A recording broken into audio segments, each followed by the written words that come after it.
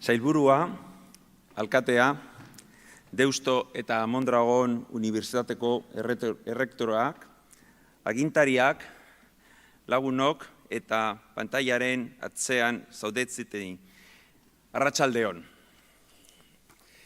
Hace 2 años presenté por primera vez el informe de competitividad y creo que en aquel momento nadie podía vaticinar todo lo que nos ha tocado enfrentarnos durante estos 2 años.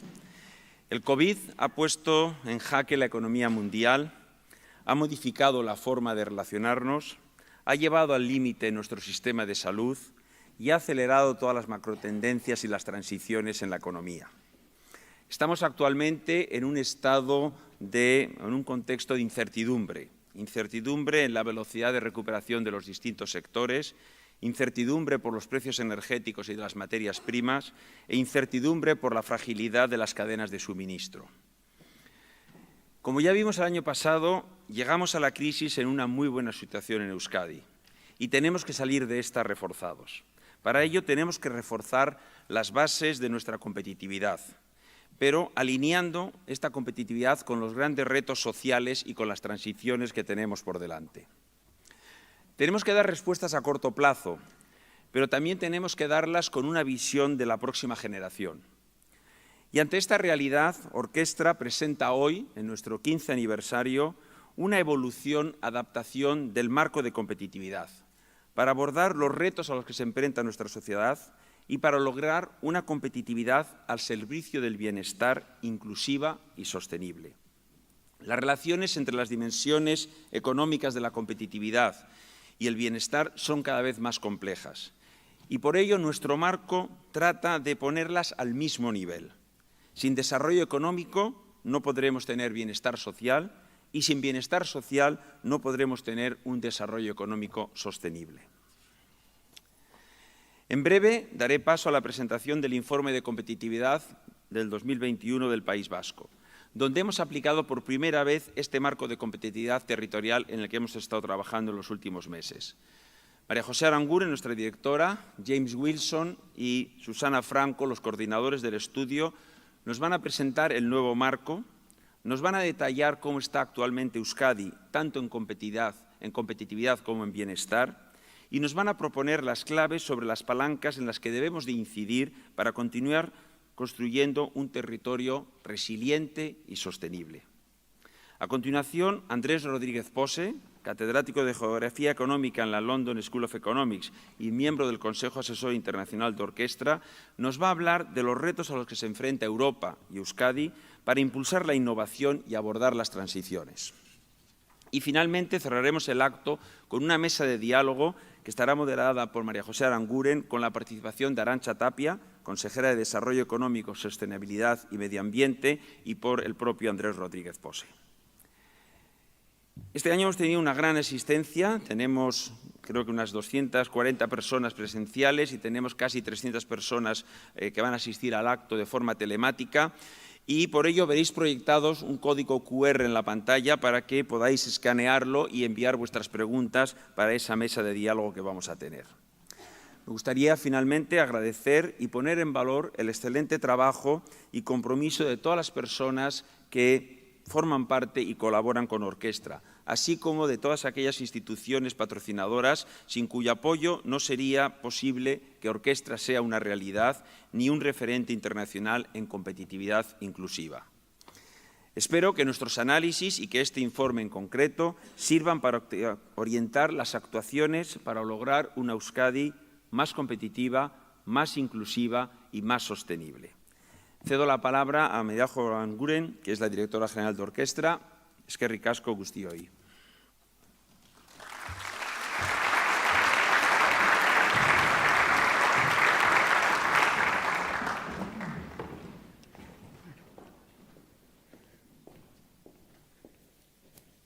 Bueno, arratsaldeon guztioi, ongi etorriak, gaur hemen gure artean zaudeten guztioi, y bienvenidas también todas las personas que os habéis unido a este acto a través de streaming.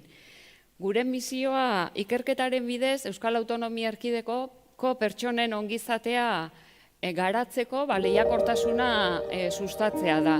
Eta horretarako elkarlanean aritzen gera, bai bertako aktore desberdinekin eta bai nazioarte mailan erreferentziazkoak diren ikerketako zentru desberdinekin. Hein horretan, gaur aurkezten dugun txostenean, bi zati nagusi ditugu. Batetik, gure lehendakariak adierazi duen bezala, lehendabizi marko berri bat eratu dugu, marko evoluzionatu bat, lehiakortasuna eta ongizatea elkarlotzeko, lehiakortasun ekonomikoak ongizatean, pertsonen ongizatean eragin positiboa izan dezan, eta alderantziz, baita ere ongizateak garapen ekonomikoan eragin positiboa izan dezan, eta bestalde hori aplikatu dugu Euskal Autonomia Erkidegoko errealitatea aztertzeko ikusteko nola gauden, ezaugarri horietan gure herrialdean kokatuta, eta zeintzuk diren etorkizunera begira horretan ditugun erronka desberdinak. Asmo horrekin, etorkizunera begira erronka horietan aurrera egiteko. Pero la construcción de cualquier marco del futuro hay que hacerlo también reconociendo las bases construidas de competitividad para el bienestar hasta el momento en Euskadi.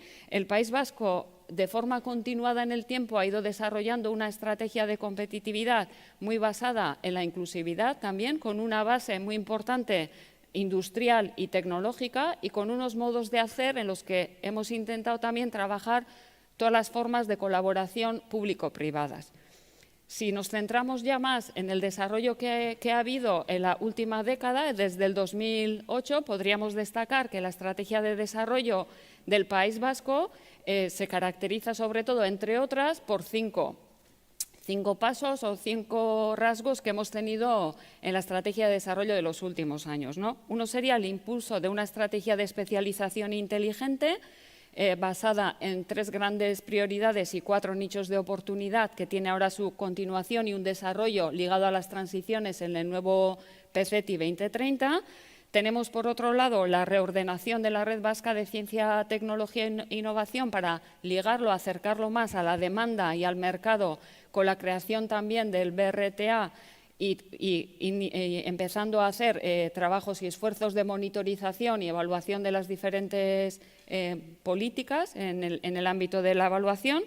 El tercer ámbito que destacaríamos serían todos los esfuerzos para ligar las capacidades y los sistemas educativos y formativos a las necesidades que tiene el sistema productivo también, en cuanto a qué capacidades y conocimientos tenemos que tener las personas de cara al futuro, con desarrollo de programas, diferentes tipos de programas duales, tanto en el ámbito de la FP como en el ámbito de la universidad. Una mayor atención también a la innovación no tecnológica, que complementa a la tecnológica y de esa forma puede tener un impacto mayor en los resultados de competitividad. Y por último, una mejora también en los mecanismos de gobernanza, pues yendo a construir mecanismos de gobernanza más colaborativos con un liderazgo más compartido a nivel regional, ¿no? Estos serían un poco los rasgos que destacaríamos de la estrategia de desarrollo de los últimos 10 años. Zergaitik landu dugu lehiakortasuneko marko evoluzionatu bat ongizatearekin lotu ahal izateko, batetik ikusi dugu COVID-19ak sortutako krisiak inflexio puntu bat izan dela, eta edozein krisik bezala bere mehatxuak eta aukerak sortu dizkigu, baita ere gizarte bezala. Aukera hauek oso baldintzatuak eta lotuak daude momentu honetan transizio handiei. Sakontasunezko transizio handiei, bai transizio berdeari, transizio digitalari, edo baita ere transizio sozialari. Eta baita ere COVID-en krisiak agerian utzi digu oso garrantzitsua dela pertsonontzako oso beharrezkoak dira hainbat jarduera, funtsezko ekonomia deitzen zaionak, bertan garatzeko gaitasuna izatea herrialde bezala. Horregatikan, oso garrantzitsua da, garatzen dugun lehiakortasuneko ereduak norabide argi bat izatea. Batez ere ditugun transizio berde, digital, sozial, eta behar hauek guztiei ongizateari azken batean erantzuna eman ahal izateko. Zertan lagundu beharko liguke marko berri honek, edo zertarako da guretzako garrantzitsua marko berri hau garatzea, alde batetik lagundu beharko liguke aztertzeko nola gauden, lehiakortasunean eta ongizatean, bigarrenik lagundu beharko liguke baita ere hobeto ulertzeko zerk eragiten duen modu positiboan lehiakortasuneko eta ongizateko palanka edo dimentsio desberdinetan, herrialde bezala aurrera egin ahal izateko, eta lagundu beharko liguke baita ere, etorkizunera begira, gure herriarentzat garapen inklusibo eta sostengarri bat bultzatu ahal izateko. Eta helburu horrekin garatu dugu baita ere marko berri hau.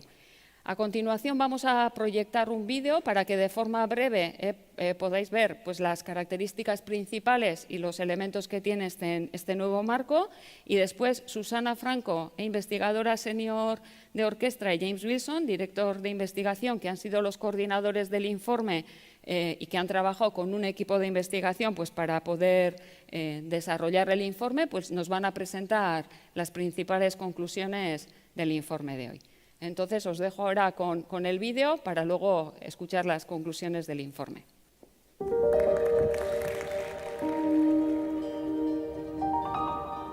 Lurraldeen lehiakortasuna aztertzea garrantzitsua da bai beste lurralde batzuekin alderatzeko eta bai norberaren bilakaera zein den jakiteko. Orkestran, 10 urte baino gehiagoz, esparru jakin bat erabili dugu lurralde lehiakortasuna aztertzeko. Esparru hori nazioartean erreferentzia bihurtu da eta Euskal Autonomia Erkidegoko lehiakortasuna aztertzen eta etorkizuneko erronkak identifikatzen lagundu digu. Baina pandemiaren gizarte eta ekonomia ondorioek eta 3 trantsizio handiei erantzun beharrak agerian utzi dute gure analisietan aurrerapen ekonomikoa gainditzen duten dimentsioak txertatu behar ditugula. Hemendik aurrera lehiakortasuna aztertzeko oinarriak emango dizkigutenak. Horregatik, gure esparrua egokitu egin dugu. Lurralde baten lehiakortasunak herritarrentzat ongizate jasangarria eta inklusiboa sortezan. Esparruak oinarrizko 3 elementu ditu. Lehenengoa, lurraldearen errendimendua da. Enpresa jardueren eta sistema ekonomiko osoaren emaitzak jasotzeaz gainera, elementu honetan pertsonen ongizatean eragina duten hainbat dimentsio txertatu ditugu. Horien artean, bizitzarekiko gogobetetasunari, enpleguaren kalitateari edo ingurumenari lotutako adierazleak. Bigarrena, palanka dinamikoak dira. Lurraldearen errendimenduan modu batera edo bestera eragina duten faktoreak biltzen dituzte. Palankek garrantzi berezia dute, administrazioen eta bestelako egileen politikek eta estrategiek haiengan eragin baitezakete neurri handi batean. Palanken adibide dira kapital fisikoari, giza kapitalari, jakintzari edo gizarte eta erakunde kapitalari lotutako adierazleak. Hirugarrena, egiturazko ingurunea izango da. Denboran erlatiboki iraunkor eta egonkorrak diren lurralde ezaugarriak biltzen ditu, esate baterako geodemografia edo erakunde egitura. Lurralde batean garatutako politikek epe laburrera ez dute eraginik elementu horietan, baina hala ere kontuan hartzekoak dira. Azkenik, esparruak zeharkako 2 elementu proposatzen ditu. Kritikoak ongizatea helburu izango duen lehiakortasunean aurrera egiteko, inklusibitatea eta nazioarteko lotura. Zeharkako elementuek dimentsio guztietan dute eragina eta aberastasunean egon daitezkeen aldeak. Genero arrakala edo joera globalak kontuan hartzea ahalbidetzen digute. Eta nork erabil dezake lurralde lehiakortasuneko esparru hau eta zein helbururekin? Enpresek esparrua erabil dezakete inguruneko errealitatearen diagnosia egiteko eta ekonomia zein gizarte garapeneko aukerak identifikatzeko. Administrazioek esparrua erabil dezakete indarguneak eta ahuleziak aztertzeko eta horrela lurralde bateko politiken eta estrategien inguruko gogoeta bultzatzeko. Azkenik, erakunde akademikoek esparrua erabil dezakete lehiakortasuneko faktoreen eta ongizatearen arteko loturaren inguruko ikerketako galderak identifikatzeko eta egituratzeko. Esparrua berria bada ere, argi ikusten da bilakatzen joango dela. Orkestran ziur gaude Euskal Autonomia Erkidegoko lehiakortasuna aztertzen eta erronkak identifikatzen lagunduko digula. Joerak, aukerak eta mehatxuak antzematen, eta eztabaidetan eta erabakiak hartzeko prozesuetan eragiten. Hori guztia, Euskadi lehiakorragoa izan dadin, ongizate inklusiboan eta jasangarrian aurrera egiteko. Ezagutu esparru berriarekin egin dugun lehen diagnostikoa Euskal Autonomia Erkidegoko lehiakortasunari buruzko 2021eko txostenean. www.orkestra.deusto.es.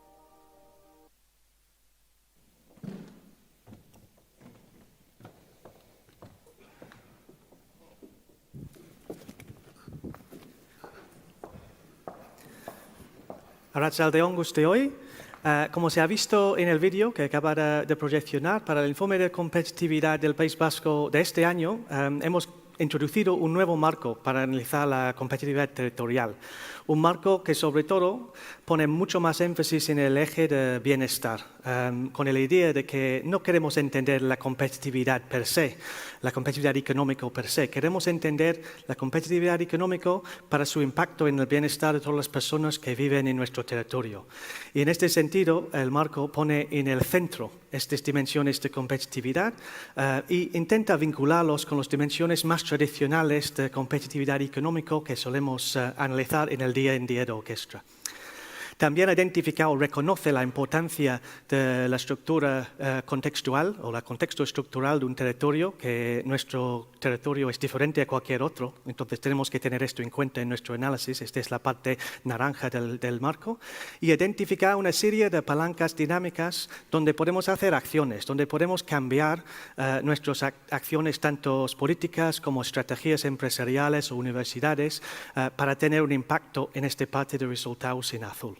Entonces, en el informe de este año hemos centrado sobre todo el análisis en esta parte azul para tener una primera diagnóstico de competitividad de Euskadi que juntan estos elementos de competitividad económica y bienestar.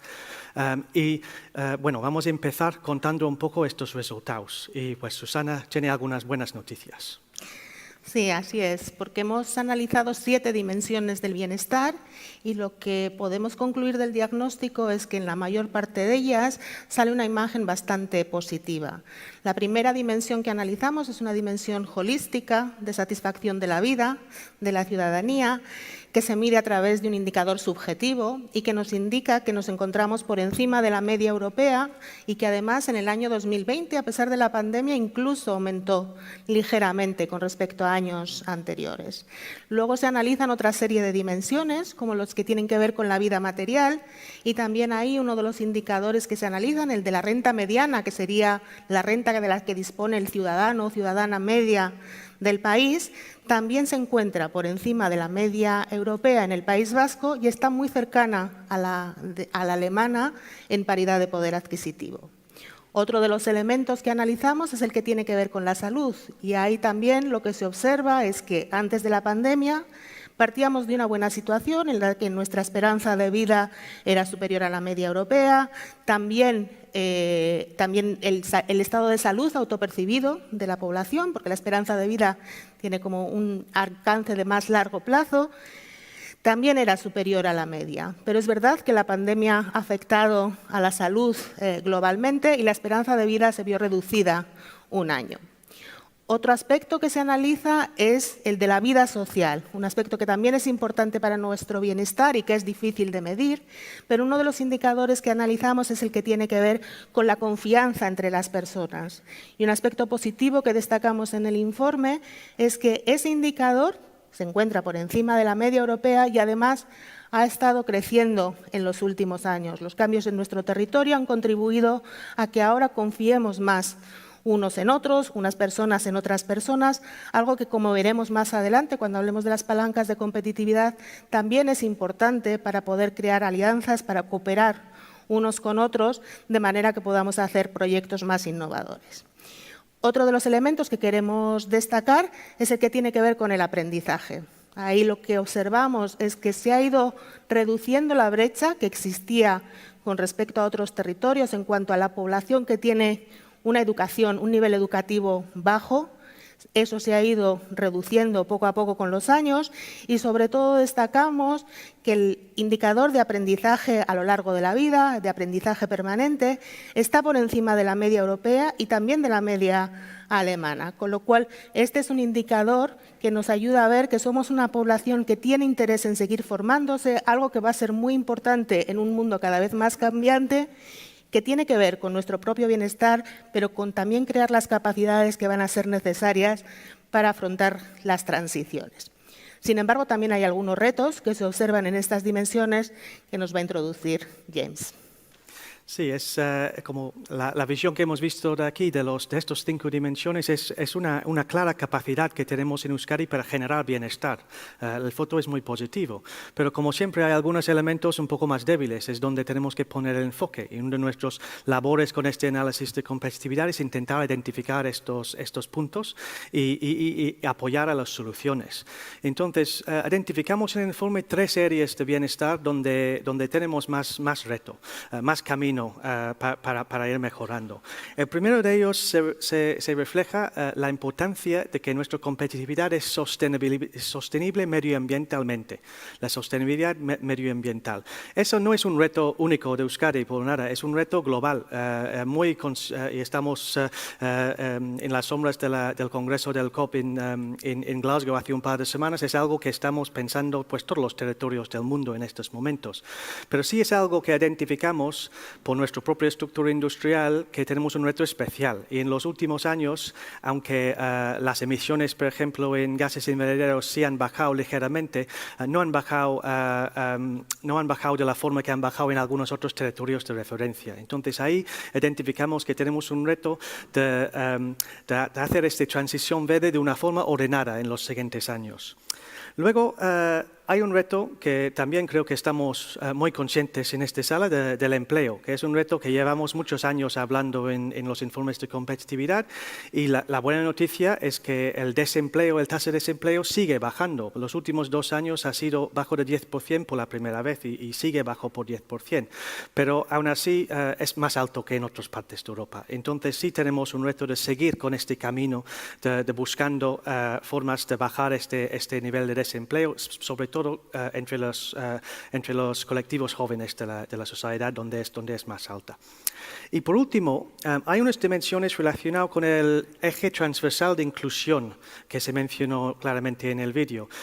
Y aquí hemos identificado también pues, áreas que tradicionalmente Euskadi está bien posicionado. Si miramos, por ejemplo, en la brecha de género entre hombres y mujeres en los salarios, es algo que en los últimos 5 años ha sido una mejora radical de alguna forma, pero sigue siendo una brecha importante de casi 10% en este indicador. Entonces es algo que nuestro futuro tenemos que tener en mente en las políticas.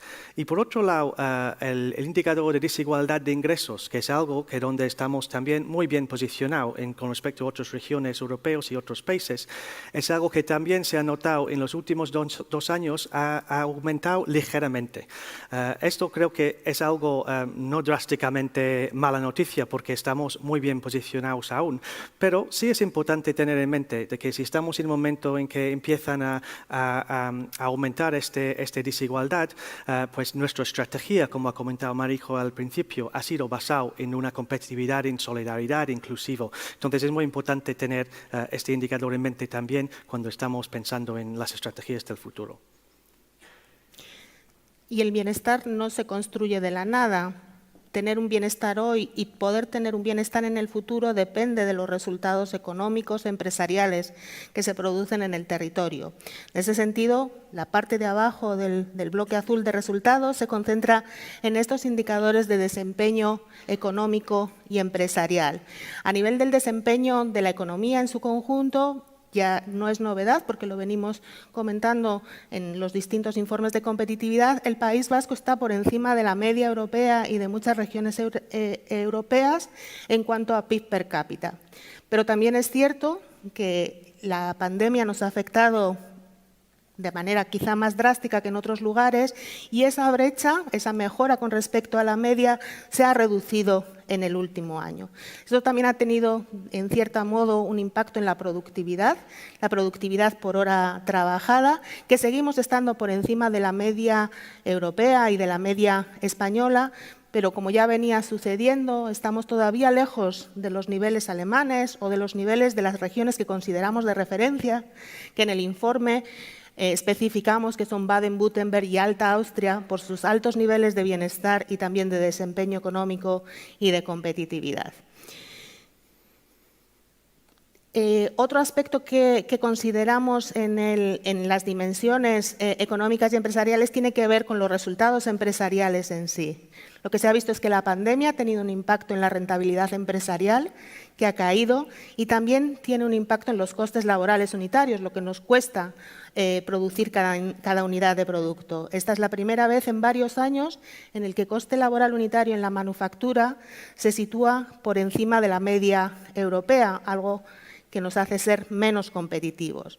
Para volver a recuperar niveles de competitividad, un elemento fundamental es la innovación. También vemos que en el informe que el porcentaje de pymes innovadoras, que constituyen la gran base de nuestro tejido industrial, ha ido aumentando en los últimos años. Cada vez son un mayor porcentaje de pymes las que innovan, pero aún nos encontramos por debajo de la media europea y también muy por debajo de la alemana en este sentido. Con lo cual, hay que seguir fomentando la innovación en las pymes y fomentando nuevas formas de innovación que combinen productos, procesos, innovación organizativa que nos ayuden a mejorar en las transiciones. El último aspecto que se analiza es el de la internacionalización, y ahí se ve que la pandemia ha afectado a todos los territorios, con los niveles de exportaciones cayendo en todos los territorios, y que también el País Vasco en ese sentido ha sufrido los embates de la pandemia. Bueno, volviendo un momento al marco, que aquí tenemos dibujado el marco completo con todas sus dimensiones. Hasta ahora hemos hablado de la parte azul, del parte centro, los resultados. En el informe analizamos también la parte verde, las palancas dinámicas. Es importante reconocer el parte naranja, que no hemos analizado en este informe, pero esto dibuja nuestro contexto, que no cambia muy rápidamente, cambia poco a poco. Tampoco también incluye indicadores que no son ni buenos ni malos en sí, pero es nuestro contexto que tenemos que adaptar los otros análisis y políticas a ello. Con respecto a las palancas dinámicas, estas 6 dimensiones que veis ahí en verde, podemos escribir un informe entero sobre cada uno, que son dimensiones muy importantes para la competitividad, son como la función de producción de nuestra competitividad en términos del parte azul del medio del marco. Lo que sí hemos hecho en este informe es un análisis ilustrativo, yendo por cada palanca para analizar algunos pocos indicadores que nos pueden dar algunas pistas sobre dónde tenemos puntos fuertes y dónde tenemos puntos más débiles. Entonces, para la última parte de la presentación queremos pasar muy brevemente por estos 6 palancas, destacando algunos de estos puntos. Empezando con el primero, la capital natural. La capital natural, pues, son todos estos elementos de nuestra naturaleza que tienen un impacto de alguna forma en la capacidad de generar valor y en el bienestar. Y aquí, pues, hemos visto en los últimos años un creciente peso de sectores medioambientales en nuestra economía. Entonces, es un área de oportunidad. Y ha sido apoyado también por iniciativas públicas como el Basque Eco Design Center, como asociaciones clústeres como Aclima de medio ambiente. También los informes de IOBE destacan de que en varios indicadores de economía circular estamos teniendo un muy buen desempeño. Entonces, estos tipos de cosas nos ofrecen muchas oportunidades para crecer económicamente a través de esta palanca natural. Por el otro lado, vemos también nuestra estructura industrial es muy intensiva en la energía y es una estructura que también depende de cierta manera en un matriz energético que depende de los combustibles fósiles. Entonces sí tenemos un reto de hacer esta transición ordenada hacia una industria más eficiente y que sustituye las fósiles combustibles hacia otras formas de generación. La segunda palanca que analizamos es la que tiene que ver con el capital físico, el capital construido, las infraestructuras, las inversiones. Algo que destacamos en el informe es que debido a nuestra cultura de inversión industrial, en el País Vasco el porcentaje, el peso que tiene en la inversión, la maquinaria y equipo es superior al de otros territorios, algo que es positivo para la industria. Pero también se observa que la inversión total ha descendido en los últimos años. Parte de ello sin duda por la pandemia, pero algo que ya venía sucediendo en algunos años anteriores. Así que el reto que identificamos en cuanto a esta palanca es aumentar las inversiones totales, porque eso es lo que nos va a permitir seguir mejorando nuestra productividad. Y si miramos a la palanca de financiación, ahí vemos las estadísticas, una situación muy sana en términos del tejido empresarial y su financiación, también de las cuentas públicas. También consideramos el eje de financiación o de inversión extranjero directo. Ahí tenemos un stock de inversión extranjero directo al exterior muy alto, que es una buena representación de la capacidad de internacionalización de nuestras empresas. Pero por el otro lado, tenemos ciertas dificultades en atraer grandes cantidades de inversión extranjera desde el exterior.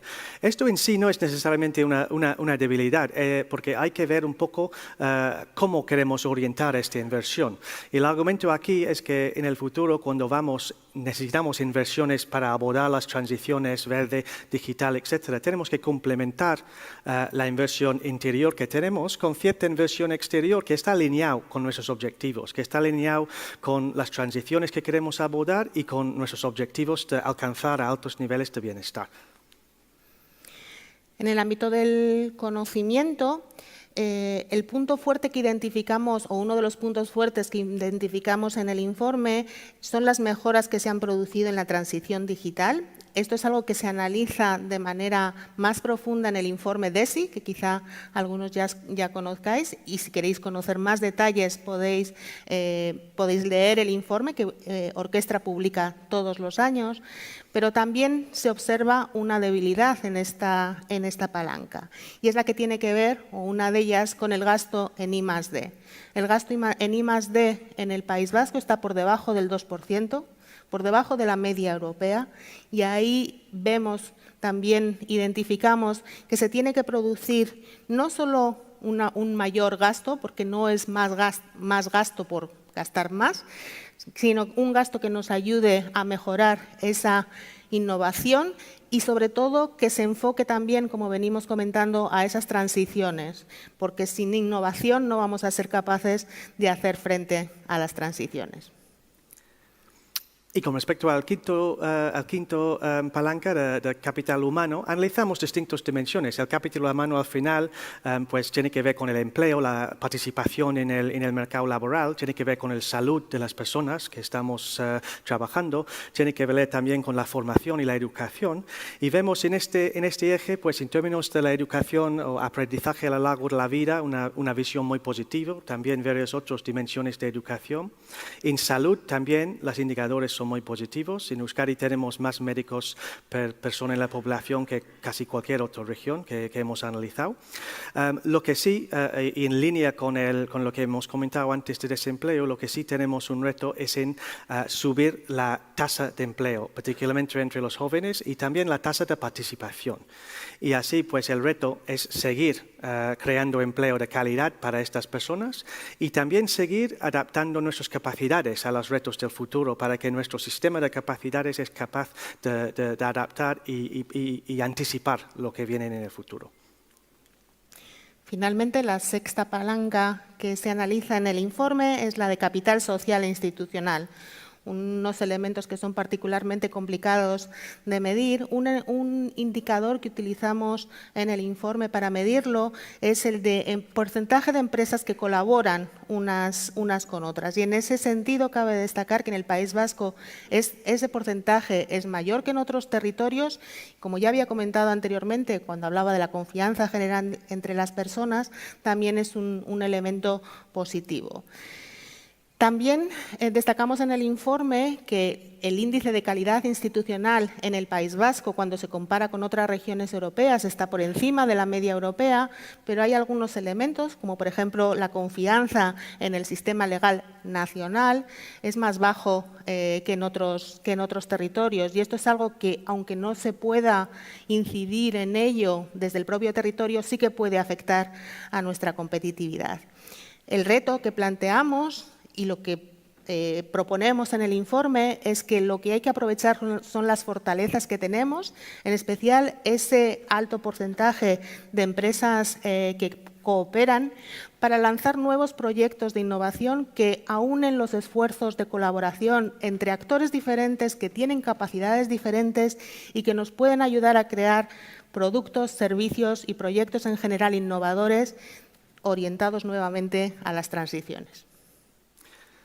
Bueno, para concluir un poco, lo que vemos de este nuevo marco es como una nueva herramienta en la caja, que no reemplaza todas las otras cosas que hemos estado haciendo, pero creemos que sí nos da otra visión de entender la competitividad del País Vasco y también de otros territorios, desde una visión que pone el bienestar en el centro y está muy enfocado en entender cómo nuestro análisis de competitividad económico interactúa, impacta en este bienestar en el corto, medio y largo plazo. Vemos que hemos aplicado por primera vez en este informe al País Vasco. También estamos utilizándolo en varios proyectos con stakeholders en Euskadi para analizar distintos elementos de la competitividad. Y lo que vemos es que probablemente en los años se va a ir cambiando, se va a ir mejorando, fortaleciendo, como vamos adaptando, aprendiendo nosotros mismos sobre cómo utilizar el marco, cómo están las relaciones de verdad entre estas distintas dimensiones. Pero volviendo al principio a lo que presentó Marijo sobre la estrategia a largo plazo del País Vasco, es importante que utilicemos este marco y el análisis hecho alrededor de ello para pensar en los siguientes pasos de esta estrategia, que su fortaleza es una estrategia a largo plazo y tenemos que seguir construyendo sobre ello. Y en esto identificamos como tres ejes importantes. Por un lado, construir sobre lo que tenemos, las características diferenciales que hemos construido, que se ha construido en Euskadi durante los últimos 40 años. También impulsar acciones que están orientadas a atacar los elementos más débiles. Por eso, este tipo de análisis nos puede ayudar a identificar estos elementos para que podamos orientar acciones políticas, estrategias empresariales, etcétera, hacia estos ejes en el futuro. Y como hemos visto, pues los ejes sobre todo que hemos identificado son relacionados con el eje medioambiental, con la productividad y la innovación, con el empleo y con ciertas dimensiones de la inclusión. Entonces, esos son los áreas que vemos que tanto nuestra investigación en Orquestra como las distintas acciones que tenemos que poner en marcha en el País Vasco deberían enfocarse en los siguientes años. Y por último, es importante utilizar este tipo de marco para anticipar, para pensar sobre las tendencias, sobre las transiciones verdes, sociales, digitales, que todos sabemos están ocurriendo, quizás están acelerando. Tenemos que utilizar este marco para ayudarnos en anticipar, lanzar debates y apoyar esta reflexión. Y vamos a tener más tarde un debate alrededor de algunas de estas dimensiones. Estos retos transversales que vemos, los retos de las transiciones, son más y más transversales también, pues implican distintos actores, implican gobierno trabajando con empresas, trabajando con universidades, etc. Y eso significa también que tenemos que construir sobre una de las fortalezas del País Vasco, la gobernanza colaborativa, la capacidad de trabajar juntos entre estos distintos agentes para de verdad anticipar y hacer los cambios necesarios para abordar estas transiciones. Y podéis, como veis ahí, podéis descargar este informe tanto en euskera como en castellano como en inglés a través de la página web de Orquestra. Y bueno, esto es la presentación del informe y ahora tenemos el placer de tener con nosotros hoy para el siguiente parte del acto, para el ponente principal, Andrés Rodríguez Posé. Andrés es miembro del Consejo Asesor de Orquestra, también es catedrático de Princesa de Asturias en el London School of Economics en Gran Bretaña.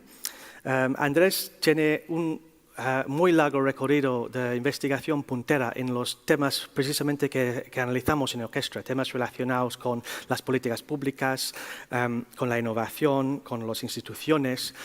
Y bueno, es un placer tener a Andrés aquí con nosotros. También esta semana ha estado nombrado en la lista de investigadores más citados del mundo. Entonces, enhorabuena por otra vez, entiendo, Andrés, enhorabuena por esto. Y ongi etorri.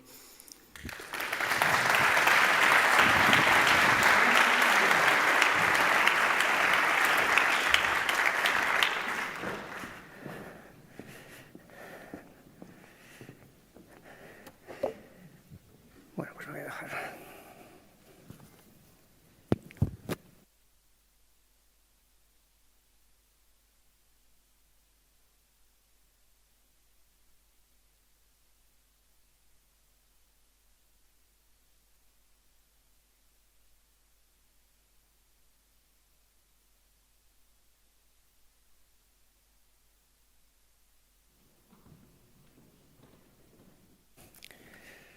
nada. Pues muchísimas gracias, Jaime, y muchísimas gracias a Orquestra por tenerme aquí con ustedes, sobre todo en el marco de esta presentación del informe de competitividad, que versa sobre el aumento del bienestar. Y una cosa que quiero indicar, que va a estar en mi presentación, es que no hay competitividad sin bienestar, pero tampoco hay bienestar sin competitividad. Son dos cosas que se refuerzan mutuamente, porque al fin y al cabo lo que hemos visto, y yo trabajo y vivo en un país como el Reino Unido, en el que lo que ha habido ha sido un esfuerzo durante muchos años, décadas, de aumentar la competitividad que se ha concentrado en determinados territorios, sobre todo en el sur de Inglaterra, en torno a Londres, y que eso ha conllevado a un malestar, a, primero, una pérdida de potencial económico en todo el territorio del Reino Unido, un malestar por gran parte de la población del norte de Inglaterra, de Escocia, de Irlanda del Norte y de Gales, que ha llevado a la situación actual en la que todos hemos salido perdiendo. Entonces, eso es lo que quiero decir. ¿Cómo vamos a conseguir políticas de innovación y políticas de innovación que fomenten una competitividad que sea a la vez sostenible e inclusiva y que favorezca que nuestros territorios, el País Vasco, donde estemos en Europa, donde estemos en el mundo, sea capaz de ser más competitivo, pero también mucho más sostenible e inclusivo? Entonces, lo que voy a hablar es hoy sobre el reto de las políticas de innovación. Si tenemos las políticas de innovación a nivel europeo, que son las políticas más adecuadas, y cómo se puede mejorar lo que tenemos, sobre todo ante las propuestas que tenemos hoy en día de cambio, y de cambio muchas veces radical, en la política de innovación. ¿Cuál ha sido la política dominante hasta hoy, hasta el año 2020, el año pasado? Pues ha habido que la gran parte de las políticas de innovación, tanto a nivel europeo como a nivel nacional, se han basado en lo que se llama el modelo lineal de innovación, que ha sido un modelo desarrollado en los años 40, expandido en los años 50, que es un modelo simple. Es decir, políticas que se basan sobre todo en la inversión en I+D, una inversión en I+D que en general va a crear mayor innovación. Esta innovación va a generar productividad, empleo y crecimiento. Y este tipo de objetivo ha sido el objetivo fundamental, lo que no ha impedido que haya otro tipo de políticas, pero el que ha dominado la política, digamos, de I+D+I, aunque es prácticamente, voy a decir, una política de I más que de D+I, en los últimos 40 años, tanto a nivel nacional como en Europa, sí se ha visto en la Estrategia de Lisboa hasta el 2010 y más recientemente en la Europa 2020, en el que el único objetivo de los 5 objetivos fundamentales de la Unión Europea de innovación era invertir el 3% del PIB en I+D. Algo que hoy en día estamos muy lejos, ya lo ha dicho Susana Franco hace un momento. En Europa, en su conjunto, estamos al 2%. Solo hay 2 países que en ciertos momentos, Suecia y Finlandia, han pasado del 3%. El resto estamos muy por debajo, y en España llegamos en su momento, antes de la crisis del 2008, al 1,4%, hoy en día estamos en torno al 1,2%. Y lo que está encima de la mesa es un cambio que en principio parece radical, pero que voy a decir que no es tan radical, que es paso a una política basada en grandes misiones, grandes objetivos de innovación, de proyectos para poder competir, no solo, digamos, en el campo aeroespacial, pero sino también crear lo que se está diciendo que nos falta en Europa. Es decir, ¿por qué en Europa no hay Googles? ¿Por qué en Europa no hay Teslas? ¿Por qué en Europa no hay empresas como Alphabet y, por ejemplo, Microsoft? Y es la idea de vamos a crear misiones, políticas basadas en misiones, para poder subsanar ese déficit que tenemos con nuestros grandes competidores al otro lado del Atlántico, Estados Unidos, y cada vez más con los gigantes asiáticos, sobre todo con China. Pero el problema es cómo se ajusta esta política dominante a la realidad y a la realidad que tenemos en toda Europa, incluso en el País Vasco. Pues la verdad es que se ajusta de manera bastante imperfecta. ¿Por qué? Porque tenemos tejidos, como prácticamente todo el mundo, dominados por pequeñas y medianas empresas. Empresas de menos de 250 empleados, que representan el 99% de todas las empresas, que emplean a 2/3 de todos los trabajadores europeos y que contribuyen con un 56% de la producción total de la Unión Europea.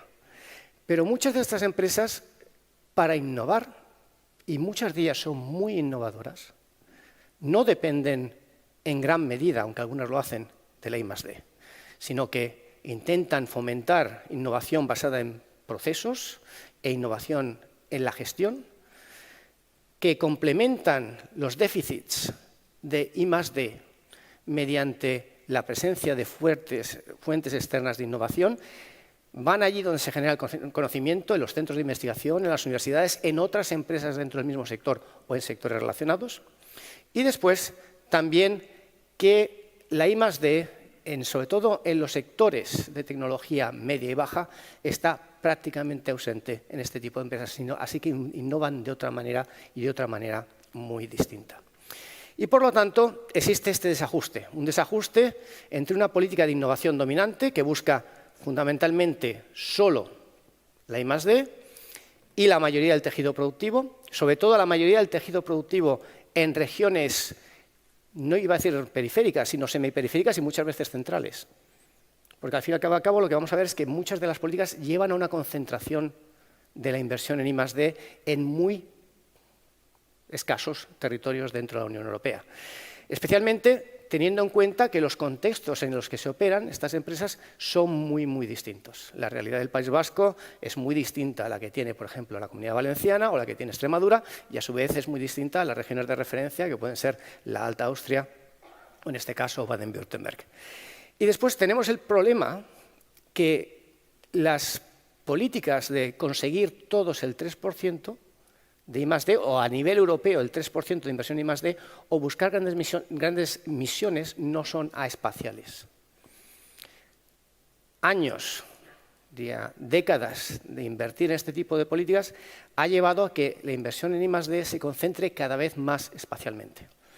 Acabo de llegar de Noruega, donde tengo una cátedra a tiempo parcial, en la que estamos trabajando con el Gobierno, y el Gobierno se ha llevado la gran sorpresa que cuando le presentamos los datos, el 80% de la inversión en I+D en Noruega se concentra en la ciudad de Oslo, que representa en torno al 20% de la población noruega.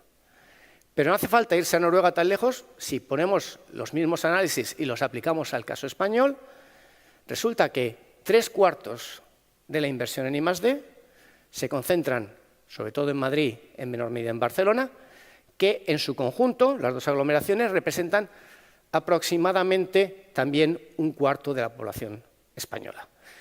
Y si vamos a los proyectos, a los grandes proyectos, a las grandes misiones, siguiendo las teorías que está lanzando Mariana Mazzucato, vamos a intentar fomentar grandes proyectos de inversión en I+D intensivos en innovación que se van a desarrollar cada vez más en espacios más concentrados. Si vamos a crear el nuevo Tesla o vamos a crear el nuevo Google a nivel europeo, si vamos a crear la nueva agencia espacial, me temo que no va a estar situada en el País Vasco. Pero cuando digo el País Vasco tampoco va a estar situada en Madrid, ni va a estar situada en Roma, ni en Calabria, ni en Atenas, ni en Varsovia. Va a reforzar los centros ya existentes tanto a nivel nacional como a nivel europeo, con lo que eso conlleva de pérdida de potencial, de dejar potencial innovador que se encuentra prácticamente en toda Europa, especialmente en regiones tan dinámicas, tan innovadoras como el País Vasco, un poco abandonada porque el objetivo es fomentar la competitividad global a nivel europeo. El problema es que cuando se persigue eso, a lo mejor no fomentamos la competitividad, perdemos competitividad y estamos obviando una gran parte del potencial europeo. ¿Por qué? Bueno, porque tenemos un objetivo que sigue un modelo lineal de innovación que, al fin y al cabo, deja de un lado todo el potencial de otras áreas y también muchas de las teorías más recientes que han intentado centrarse en la creación de ecosistemas de innovación dinámicos, o si lo queremos, sistemas de innovación regionales, que fueron lanzados por Lundahl, que estuvo también aquí en Orquestra hace ya unos cuantos años, pero también todas las nuevas teorías de los modelos de innovación, de intentar innovar no solo mediante ciencia y tecnología, que es fundamental y es lo que tenemos que hacer, pero también mediante la conectividad, el aprendizaje, la utilización de los distintos factores y la interrelación con otro tipo de agentes generadores de conocimiento. Y esto se ve en cómo innovan las empresas europeas. En el trabajo que estoy realizando con muchos de mis colaboradores, tenemos un dilema. En Europa se ha invertido mucho en I+D. Y se ha invertido mucho en I+D con la idea de reducir la brecha que teníamos con los Estados Unidos, Canadá también, si se quiere, con la parte anglófona de Norteamérica, pero también con los países asiáticos que han puesto toda la carne en el asador en la cuestión de la I+D. Aún así, seguimos perdiendo. Invertimos menos que Estados Unidos y China nos ha sobrepasado en términos relativos por la izquierda y por la derecha y por el centro. Nos ha pasado por encima porque invierte muchísimo más. Pero uno de los problemas que tenemos en Europa es que este esfuerzo que se ha hecho, que ha sido importante, aunque quizás insuficiente, se ha dedicado a un área fundamental, que es de la I+D más I, se ha dedicado a la I, a la investigación. También de manera exponencial en los países menos desarrollados, los países del sur de Europa, los países del este de Europa, en el que gracias a esta mayor inversión en investigación se ha reducido la brecha que existía con los países líderes en innovación a nivel europeo. Aquí tenemos algunos datos que aparecen en esto. Tenemos los países que son los líderes científicos, que aquí metemos el Reino Unido, ya fuera de la Unión Europea, Francia y Alemania, en comparación con el nivel de publicación de los países del sur de Europa, Portugal, España, Italia y Grecia, y los países del centro y el este de Europa, los 10 países que se unieron, que estaban por detrás del telón de acero y que se unieron a la Unión Europea en el 2004. Y lo que se ve es que a partir del 2000, por ejemplo, en el caso del sur de Europa, las publicaciones, y esto son solo publicaciones científicas, no hablamos de la calidad ni del impacto, sino el número de publicaciones, que es una de las formas de medir, quizás a lo mejor algo imperfecta, pero es una buena forma de comparar. En el año 2000, el aporte científico de los países del sur de Europa era 1/3 de lo que se producía en los 3 países dominantes en términos de investigación, y esto para el año 2018 se había reducido a la mitad. Es decir, nuestros investigadores en centros de investigación públicos y en universidades habían reducido la brecha de manera muy, muy importante. El problema es que esta reducción de la brecha en producción científica no conllevó una reducción de la brecha en términos de innovación, sino que la brecha de innovación, en un periodo en que se ha hecho mucho esfuerzo en investigación, creció. Y eso hay un problema fundamental, que frente a lo que ocurre en Estados Unidos, donde las universidades y las universidades de segundo rango, y cuando digo universidades de segundo rango no lo digo de manera peyorativa, yo estoy hablando de la Universidad de Georgia State, o la Universidad de Pennsylvania State, o la Universidad de Michigan State, o la Universidad de Wisconsin, o la Universidad de Washington State, que son, al fin y al cabo, universidades que están muy por encima en los rankings internacionales de prácticamente, bueno, no prácticamente, de todas las universidades españolas. Es decir, universidades de élite, pero que son catalizadores de dinamismo en los estados en los que están localizados, ya sea en Georgia State en el caso de Georgia o la Universidad de Michigan State en Michigan, por ejemplo.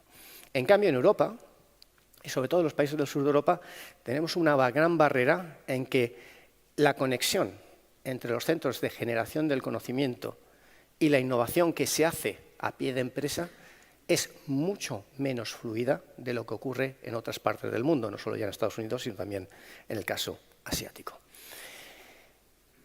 Cuando las empresas generalmente innovan, en el caso europeo, basadas en 3 factores, y esto sobre todo las pequeñas y medianas empresas. Por un lado, presencia de inversión en I+D a nivel privado. Si las empresas invierten en I+D, tienen una mayor tendencia a innovar que aquellas que invierten menos. La colaboración entre las empresas, que es una cosa que no entra por ahora en gran parte de las políticas. Colaboración entre empresas que son proveedores y clientes de las mismas empresas, que muchas veces son competidores, independientemente de donde estén localizadas. De hecho, lo que encontramos es que muchas veces la colaboración con empresas en el mismo ámbito geográfico no es tan positiva como las que están más a distancia, ya sea en otras partes, digamos, en este caso, de España, o en otras partes de Europa o en otras partes del mundo. Es decir, aquellas empresas que buscan colaboración, que buscan interactuar con otras empresas que pueden favorecer y mejorar su rendimiento, que pueden aportar algo para que se pueda seguir innovando, son aquellas que tienen más éxito en la innovación. Y por último, otro de los factores que he dicho anteriormente, que es la colaboración entre empresas y centros de investigación. Cuanto más conexión hay entre empresa y universidad, cuanto más conexión hay entre empresa y centros de investigación, mayor es la capacidad innovadora de todo, no solo de una empresa individual, sino de todo el tejido productivo. El problema que tenemos en gran parte de Europa es que hay muy poco diálogo y muchas veces el tipo de investigación que se hace en nuestros centros de generación de conocimiento no está muy ligado a las necesidades de las empresas. No quiere decir que tenga que haber un ajuste perfecto, pero la distancia es mucho más grande de lo que se ve en otras partes del mundo. ¿Por qué? Porque se ha fomentado esta idea de que todos los centros tienen que ser centros de excelencia, todos tenemos que ser como Harvard, y el problema es que no todos podemos ser como Harvard. Si podemos ser como Georgia State, yo creo que nos daríamos muchos con un canto en los dientes y tendríamos, además, un gran potencial para dinamizar el tejido productivo, tanto a nivel local como más allá de las fronteras de las áreas de influencia de estas universidades. Pero también lo que parece que es menos dependiente es de otros factores en los que se ha invertido mucho, en los que se ha prestado mucha atención, como es la inversión pública en I+D. Aquí no estoy diciendo que el sector público no tenga que invertir en I+D, pero lo que está pasando es que en países, por ejemplo, como Portugal, donde se ha pasado de estar en el quinto decil a nivel mundial en producción científica a estar en el primer decil en un periodo de 20 años, un salto cualitativo y cuantitativo brutal. La investigación que se está generando en las las universidades portuguesas y los centros de investigación portuguesa muchas veces está completamente desconectada con el tejido productivo.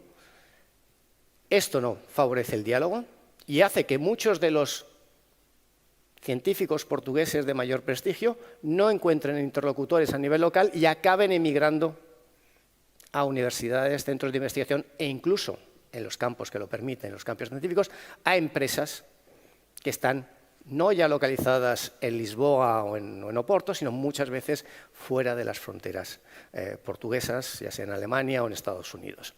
Y también otro de los factores que parece que tiene menos relación con la capacidad de innovación, en el que se ha hecho mucho énfasis también, es la innovación no ligada a la I+D, donde nosotros encontramos menos conexión en temas como diseño, comercialización y marketing, que a pesar de todo no parece que conlleve una mayor capacidad de innovación de las empresas a nivel global, aunque haya, claro, muchas excepciones. Entonces, parece que un desajuste importante entre las grandes ambiciones que tenemos en la Unión Europea y la realidad sobre el terreno, y entonces, ¿cómo podemos compaginar estos campos? ¿Qué es lo que se puede hacer? ¿Hacia dónde tiene que ir la política de innovación? Necesitamos un cambio en la política, pero a lo mejor no un cambio hacia misiones. Misiones a nivel europeo pueden ser interesantes, pero si lo hacemos así se van a concentrar en determinados espacios, se va a perder potencial en muchas áreas y no se va a conseguir que, por ejemplo, en territorios como el País Vasco, donde a lo mejor son necesarias misiones porque la escala es la más adecuada, no la escala europea, ni siquiera la escala nacional, sino la escala regional puede ser la escala más adecuada, se pueden hacer misiones que sean complementarias para conseguir los objetivos globales que queremos a nivel europeo. Porque al fin y al cabo, en Europa no tenemos ningún Google, pero sí que tenemos muchísimos líderes a nivel mundial. Y muchas veces no surgen de más inversión en I+D, ni surgen en las áreas punteras, en los centros de innovación fundamentales de Europa. Voy a poner dos ejemplos. En Europa tenemos la empresa fundamental que surge de la nada, más importante, en el sector del mueble, que se llama IKEA. E IKEA no surge de Estocolmo, es una empresa sueca, ni de Malmö, ni de Gothenburg, ni de Gotemburgo, ni de las tres principales ciudades suecas, sino surge de una ciudad que se llama Anshult, una ciudad, un pueblo, que cuando se fundó IKEA tenía 2.500 habitantes. Hoy en día, gracias a IKEA, tiene 9.000. Y había talento, había capacidad, y a partir de ahí surgió una empresa que se ha convertido en la líder mundial. Hoy en día se ha movido, tiene la sede de los Países Bajos, más que nada por motivos fiscales. Pero sigue produciendo, sigue innovando y sigue siendo dinamizadora desde un sitio relativamente remoto en el centro-sur de Suecia. Pero no tenemos que irnos solo a Suecia. En España tenemos también una empresa líder mundial. En el sector textil, que es Inditex, Zara, que tampoco aparece en Madrid, tampoco aparece en Barcelona, ni siquiera en el País Vasco, sino que surge de una ciudad como La Coruña, ni siquiera de la ciudad, de un suburbio, Arteixo en La Coruña, de un empresario que tenía talento muy poco apoyo institucional, pero que consiguió, gracias a su esfuerzo y al esfuerzo de muchos que han colaborado con él, crear una empresa que es la principal a nivel mundial. Y cuando vamos al caso alemán, la innovación no se concentra ni mucho menos en Berlín ni en el Ruhr, las dos grandes aglomeraciones, que son menos innovadoras que el resto de Alemania. Se concentra en ciudades de tamaño intermedio, en ciudades de tamaño pequeño, en áreas rurales del sur de Alemania, donde en ciudades como Ingolstadt, o en ciudades como Karlsruhe, en ciudades como Friburgo, en ciudades como Mannheim, aparece lo que se llaman los campeones ocultos. Son empresas líderes en sectores muy específicos que son líderes a nivel mundial. Con lo cual, hay potencial, pero este potencial se está obviando porque tenemos la obsesión de invertir, e invertir grande, que significa invertir concentrado, que tiene acepciones distintas. Y tenemos también la obsesión de que tenemos que competir a nivel global en campos muy específicos cuando podemos competir mucho mejor mediante aunando esfuerzos del potencial en todos los territorios de la Unión. Y entonces necesitamos un cambio de política. ¿Qué tipo de política necesitaríamos? Primero, hay que seguir invirtiendo en I+D, esto no hay duda, pero hay que olvidarse solo de que la política sea una política de investigación y centrarnos cada vez más en que sea una política de desarrollo y de innovación.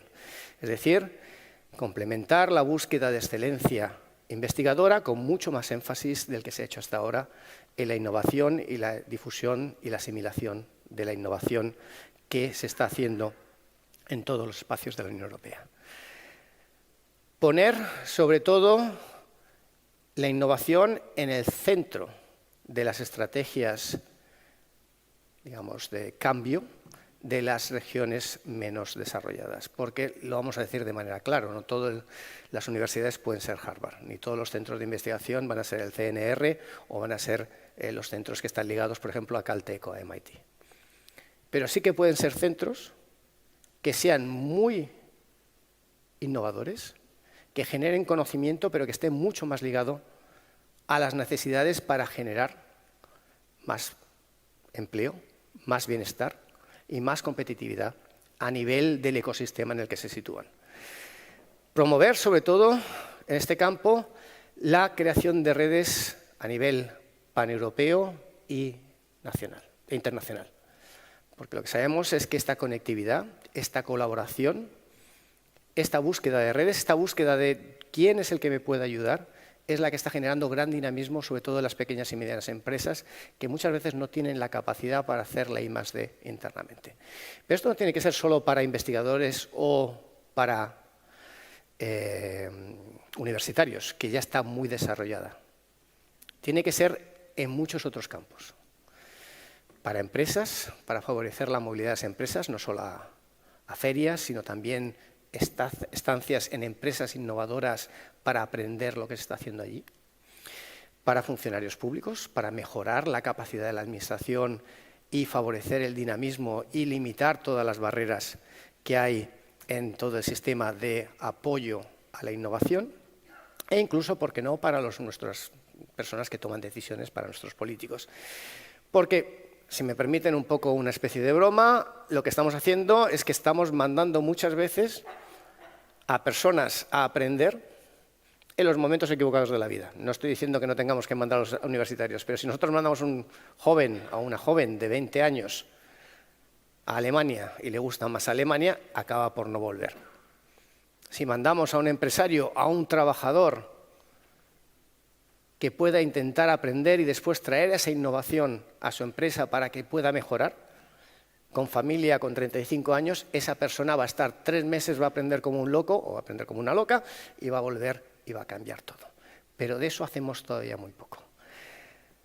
Habría que también alinear mucho más al nivel europeo las políticas de innovación de la Unión Europea, que son políticas basadas en grandes misiones, con las políticas, como se ha presentado en el informe competitividad y lo que ha hecho Orquestra en el pasado, de especialización inteligente que se hacen a nivel de cada una de las regiones, misiones cada vez más a una escala más real, más adaptada al potencial del que tenemos en Europa. Y después, un tema que es fundamental para mí es, en algunos países, tenemos que abordar los problemas institucionales que están impidiendo que se dinamice el potencial económico. Problemas institucionales que impiden que se mejore el capital humano, problemas institucionales que hacen que muchas veces las ayudas para la innovación se den no por mérito, sino se den sobre todo a aquellos que tienen pues, más tradición de ganar esas ayudas o que utilizan los consultores adecuados, por no decir que son primos del que toma la decisión en el momento dado. Entonces, lo que tenemos que hacer es intentar maximizar el potencial de innovación allí donde esté. Porque si nos centramos solo en políticas de I+D y de grandes misiones, acabamos haciendo una política que territorialmente facilita la concentración de la inversión en I+D, que no olvidemos, hoy en día está mucho más concentrada geográficamente que la producción, que la productividad y que el empleo en toda la Unión Europea, y que gran parte, eso va a dar lugar, que gran parte del potencial que ha dado lugar a las IKEAs, que ha dado lugar a los Inditex, que ha dado lugar a los campeones ocultos de Alemania, quede sin explotar a nivel europeo. Y esto puede generar lo que se llaman trampas de desarrollo, que territorios que han sido dinámicos o que han sido dinámicos en el pasado, que han sido en muchos casos los motores económicos de nuestros países, se queden estancados, y se queden estancados no durante un periodo corto, no por una crisis, sino durante décadas, como le ha ocurrido al norte de Inglaterra, como le ha ocurrido a Valonia, que era hace 40, 50 años la región más rica de la Unión Europea y hoy está recibiendo ayudas dentro de los fondos, al nivel más alto de los fondos europeos, pero también esto tiene consecuencias graves desde una perspectiva no solo económica, sino también de una perspectiva social y política, porque genera descontento y malestar que implican dos partes. Por un lado, que estamos perdiendo potencial y competitividad, no estamos moviendo todo el sistema europeo, la innovación, como se debía hacer, y también estamos generando un riesgo político, que es lo que decía antes al principio de mi intervención en el caso del Brexit, que crea un resentimiento que puede afectar a la capacidad de innovación y sobre todo a la capacidad económica de un país, como en este caso el Reino Unido, en el que el descontento y la falta de atención a la capacidad de generar empleo e innovación del norte de Inglaterra ha llevado a un extremo en el que, como dije antes, perdemos todos. Necesitamos entonces políticas que sean más efectivas, políticas que sean mucho más reactivas desde el territorio a los distintos tipos de crisis y de retos que estamos enfrentando, pero esto implica, y aquí quiero insistir de manera muy clara, que tenemos que avanzar hacia políticas mucho más amplias, hacia políticas mucho más adaptadas al territorio y reconocer que generar innovación significa mucho más que producir conocimiento a través de la investigación. Si el conocimiento no se aplica después a la actividad, acabamos sin ningún tipo de innovación y eso es donde nos tenemos que centrar. Muchas gracias. Eskerrik asko.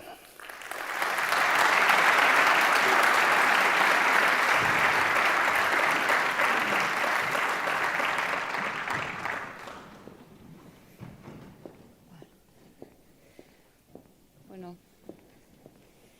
muchas gracias, Andrés, por compartir tus reflexiones que nos han ayudado un poco a profundizar en lo que en nuestro marco, ¿no?, llamábamos la palanca del conocimiento y cómo realmente podemos llegar a innovar. Y ahora vamos a pasar igual al diálogo final, eta horretarako orain Arantxa Tapia, garapen ekonomiko, jasangarritasun eta ingurumeneko sailburuari igotzeko eskatuko diot. Eta orduan, hiruron artean orain pixkat, bai guk azaldutako txostenaren inguruan, eta bai lehiakortasun, bai Andrés Rodríguez Posek azaldutakoaren inguruan, elkarrizketa bat edukiko dugu. Jarri zu herri. Bai. Bueno. Mientras van llegando un poco preguntas, sé que a través de nos podéis hacer llegar preguntas que podáis tener sobre las intervenciones, pues mientras nos van llegando un poco preguntas que hayáis formulado, voy a empezar yo. Bueno, primero agradeciéndoos la participación a Arantxa y a Andrés en este diálogo. Y bueno, mi primera pregunta sería: vemos que en el caso del informe, ¿no?, del País Vasco tenemos el análisis nos ha mostrado que tenemos una buena situación en la mayor parte de las dimensiones del bienestar. En los temas más de competitividad económica, ¿no? La pandemia nos ha afectado pues, en algunos indicadores como la rentabilidad empresarial, etcétera, pero bueno, las bases son bastante sólidas, pero tenemos que seguir mejorando los niveles de productividad.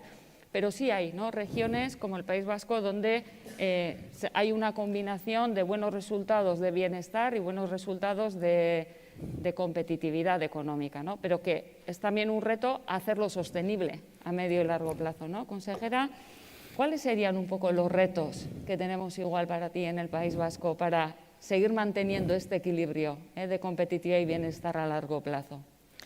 Pues arratsaldeon guztioi, yo creo que después de la conferencia de Andrés poco más podemos decir, ¿no? Porque creo que se nos aplica perfectamente.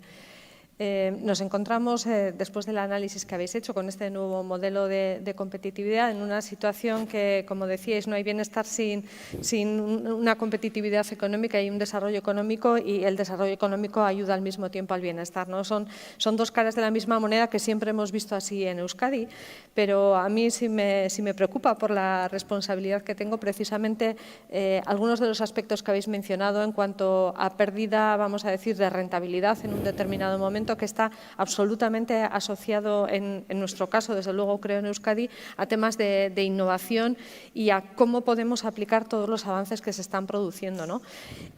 Cuando empezamos, y recordarás, Marijo, hace ya unos años, cuando empezábamos a analizar cómo era nuestro sistema de I+D, sobre todo la parte más tecnológica, la parte más de aplicación industrial, lo focalizábamos en 3 ámbitos y creo que sigue siendo de plena actualidad, y después de escucharte muchísimo más, ¿no? Decíamos, queremos investigación y I+D+I, porque siempre hemos llevado a esa parte, que sea de excelencia, es decir, que sea de calidad, sí, pero muy cercana a la empresa, muy cercana a la aplicación, y que esté muy especializada en aquello que sabemos hacer y sobre lo cual podemos crecer, ¿no? Y creo que sigue siendo plenamente de actualidad, y donde la I más pequeña está asociada, desde luego, a ámbitos tecnológicos, pero también no tecnológicos, y en Euskadi especialmente, sobre todo en nuestro tejido PYME, en la parte más pequeña, porque menos de 250 para nosotros ya es casi grande. Sí. En Euskadi la P es mucha micro P prácticamente, ¿no?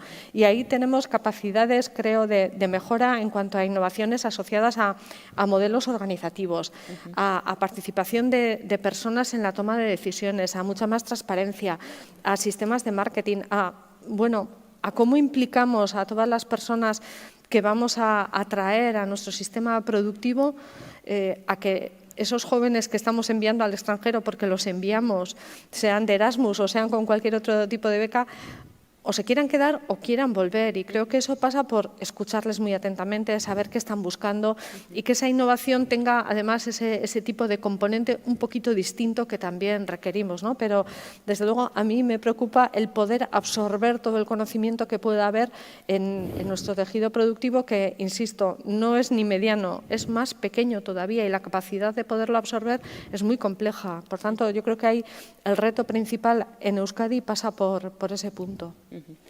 Y ahí, en ese ámbito, Andrés, tú que conoces la experiencia, ¿no?, de otras regiones europeas, incluso no europeas, ¿no?, que también tienen esa combinación de bienestar y competitividad económica, ¿qué palancas están trabajando, ¿no? ¿Qué papel están desempeñando también desde los gobiernos y desde las empresas para poder pues innovar de forma mucho más cercana a la empresa, ¿no?, y pasar de esa I mayúscula a la parte más de desarrollo e innovación? ¿Nos puedes dar algunas pistas?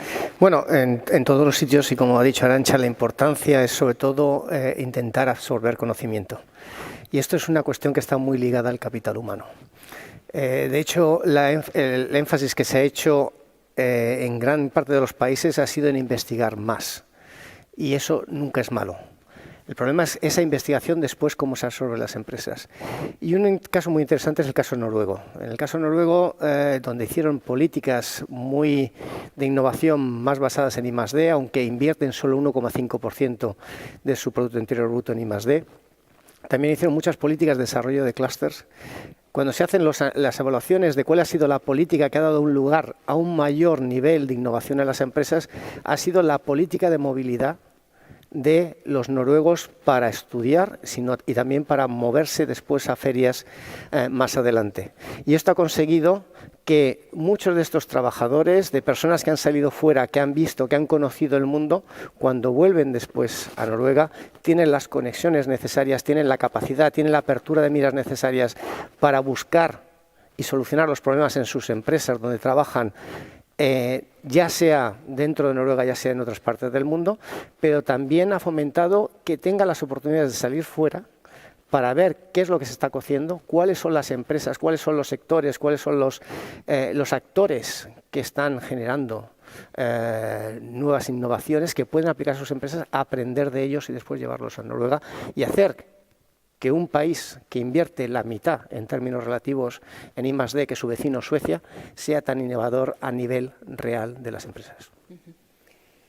Una pregunta que nos llega del público, ¿no?, es el papel de las regiones, ¿no?, en todo esto. Tú, Andrés, has comentado que todo este tema de orientación de la innovación a las misiones hay que hacerlo a nivel, tiene más sentido hacerlo a nivel regional, ¿no?, teniendo en cuenta la especificidad de cada contexto. Y Arantxa comentaba también que es muy importante construir sobre la propia especialización y potencial que tiene cada territorio, ¿no?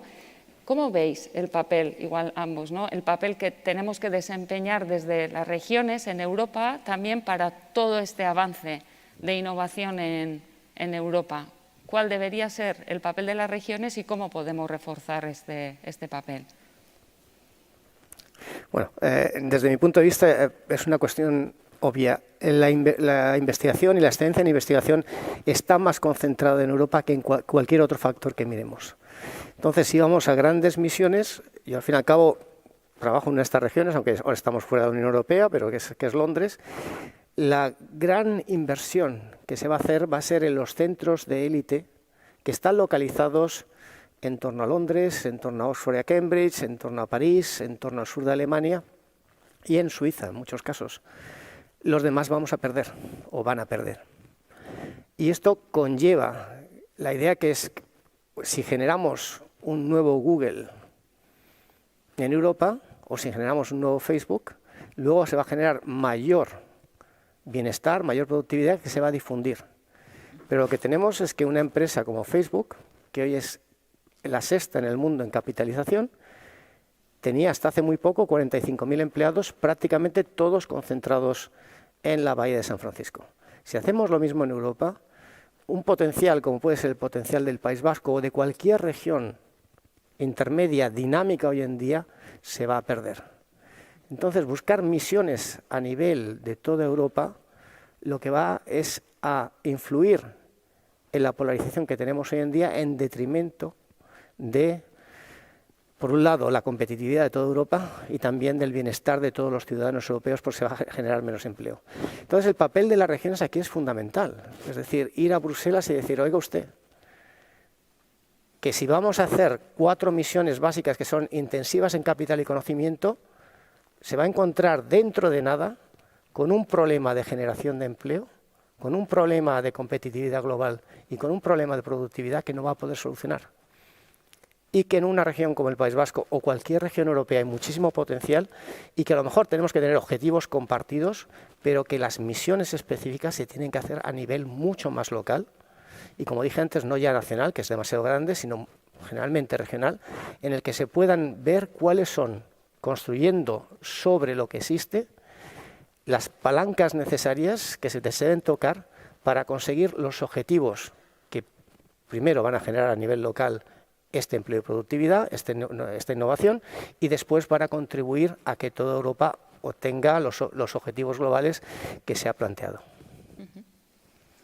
Pues yo creo que, a ver, con todas nuestras dificultades y con todas nuestras imperfecciones, precisamente cuando se prepara el Plan de Ciencia, Tecnología e Innovación de 2030, lo que hemos preparado en Euskadi es eso, una especialización en nuestras capacidades, tanto tecnológicas como capacidades industriales, tratando de buscar cuáles son nuestros nichos de especialidad donde tenemos esas capacidades de los famosos campeones ocultos que habéis detectado vosotros también en Euskadi. Y después no los llamamos ni misiones, los llamamos como áreas tractoras transversales sobre lo que podemos trabajar y donde, bueno, pues esos nichos se comparten y se trabajan. Es verdad que algunos serán compartidos con las grandes misiones europeas y que quizá podamos recuperar recursos de esas grandes misiones, pero desde luego nuestro objetivo es centrarnos mucho en nuestras capacidades. Sabemos que a nivel de Europa no somos ni Londres, ni somos París, ni vamos a ser ni siquiera cualquiera de las grandes ciudades alemanas, pero tenemos nuestras capacidades que tenemos que desarrollar. Si además nuestras capacidades en cuanto a autogobierno, concierto económico y demás nos dan la posibilidad de financiar unas determinadas áreas, yo creo que lo tenemos que hacer y al mismo tiempo trabajar en redes europeas de regiones que nos permitan tener aliados que sean de nuestra dimensión, de nuestras capacidades industriales y nos permitan ser un poquito alguien en Europa, ¿no? Y ahí, bueno, pues una de las redes en las que participamos es la red Vanguard, que nos permite precisamente eso, a nivel de clústeres y a nivel de regiones industrializadas, cómo presentarnos ante Bruselas y decir nosotros tenemos algo que decir, ¿no? Probablemente no vamos a ser nunca uno de esos grandes ámbitos, pero el objetivo es, desde luego, explotar al máximo nuestras capacidades y no perder nada de lo que tenemos, sino seguir manteniendo nuestro estado del bienestar y nuestras capacidades económicas, empleo y posibilidades de futuro para las próximas generaciones. Y eso, desde luego, no lo podemos dejar en manos de grandes misiones ni grandes centros de decisión. Entonces, una de las, siguiendo con el hilo un poco de la innovación, ¿no? Y que lo tenemos que ir desarrollando también desde el ámbito local y desde el ámbito del contexto específico, siempre conectado, ¿no? con otros ámbitos internacionales. Comentabas, Andrés, que la forma un poco de hacer innovación es impulsando también ecosistemas industriales de colaboración internacionales, ¿no? En ese sentido, en el informe pues, nos sale una buena posición del País Vasco en todo lo que tiene que ver con la colaboración entre empresas, que es una palanca importante también para poder abordar colaboraciones más complejas, pero decías que estas es importante que tratemos también de que sean cada vez más internacionales, ¿no? ¿Nos podrías dar ejemplos igual de colaboraciones de ecosistemas industriales que estén trabajando a nivel internacional y que estén dando saltos en el ámbito de la innovación? Bueno, en primer lugar quiero decir que el País Vasco es un ejemplo a nivel internacional en este caso, un país en el que se ha centrado, ha habido poca énfasis en la innovación. El País Vasco, a pesar de tener niveles de inversión en I+D relativamente bajos, en línea algo más altos de los del resto de España, pero generalmente bajos para el contexto europeo y para los objetivos que se tenían, ha generado, gracias a sus políticas intermedias más centradas en la innovación, un tejido empresarial que es mucho más innovador que el que hay en el resto de España y que hay en el resto de los países del sur de Europa equivalentes. Pero el País Vasco, que yo siempre pongo como ejemplo, es uno de muchos otros territorios, como puede ser Baden-Württemberg, como puede ser el Mittelstand suizo, como puede ser Jutlandia, como puede ser partes del sur de Suecia, en el que se ha hecho un esfuerzo mucho más consciente en intentar fomentar que aquellas pequeñas y medianas empresas en sectores claves, muchas veces que han sido generadoras de conocimiento, que han sido también generadoras de gran niveles de empleo, no se estanquen, sino que se reinventen, y se reinventen no mediante entelequias, es decir, vamos a crear algo nuevo de la nada, sino se mejoren su capacidad tecnológica, aumentando la complejidad en sus sistemas de producción, pero también la diversificación mediante buscar relaciones y conexiones con sectores que estén muy vinculados a los sectores dominantes, para que estos territorios se vayan reinventando paulatinamente y no se queden en un compartimento estanco sin ninguna posibilidad. Y esto ha hecho que muchas de estas empresas sean hoy en día motores de crecimiento en zonas que hasta hace poco se veían, como puede ser el sur de Suecia, regiones que estaban a riesgo de entrar en una trampa de crecimiento, en un sistema estanco, estagnación, en el que no iban muchas otras regiones europeas, no han podido salir. Igual, algunos ejemplos, Arantxa, también de colaboraciones igual entre varios clústeres, ¿no? De clústeres vascos que estemos desarrollando proyectos con otros de fuera, ¿no? Para abordar proyectos innovadores. Bueno, yo creo que entre clústeres, lo primero, en la propia Euskadi, a pesar de que, bueno, me ha sorprendido un poco y lo comentábamos algún día cuando vimos el borrador del documento, esa colaboración en positivo entre empresas cuesta todavía que entre nuestros clústeres se trabaje de forma conjunta, pero hay un caso que, bueno, que podemos ponerlo ahí como ejemplo y es cuando trabajamos todo el tema offshore, todo el tema de las energías offshore, el clúster de energía junto con el clúster de todo el sector marítimo, bueno, se han puesto a colaborar y a decir, bueno, salimos al exterior con un potencial de tema energético, pero al mismo tiempo soluciones que nos permitan estar en el mar, en el ámbito offshore. Bueno, eso ha sido, desde luego, algo novedoso en Euskadi, pero nos ha permitido posicionarnos ahí, pero eso no es suficiente.